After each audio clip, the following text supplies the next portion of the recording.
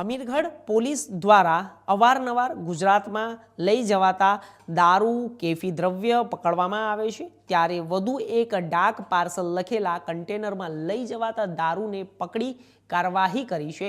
Amirgadh police checkpost પર ફરજ બજાવતા પોલીસ જવાનોના દ્વારા વાહન ચેકિંગ દરમિયાન રાજસ્થાન તરફથી આવતા કન્ટેનરને રોકાવી તલાશી લેતા ગુપ્ત ખાનામાંથી સંતાડીને લઈ જવાતા દારૂની પેટી નંગ 243 કિંમત ₹20,87,000 ઉપરાંત મુદ્દામાલ જપ્ત કરી એક ઈસમની અટકાયત કરી કાયદેસરની કાર્યવાહી હાથ ધરવામાં આવી હતી।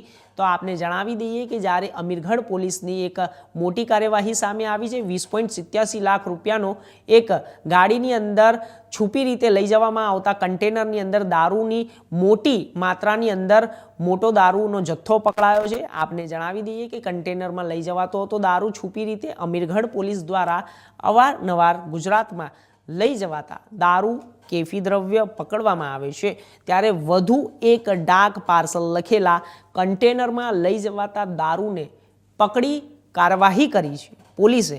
અમીરગઢ પોલીસ ચેકપોસ્ટ પર ફરજ બજાવતા હતા પોલીસ જવાનો દ્વારા વાહન ચેકિંગનું હાથ ધરવામાં આવ્યું હતું।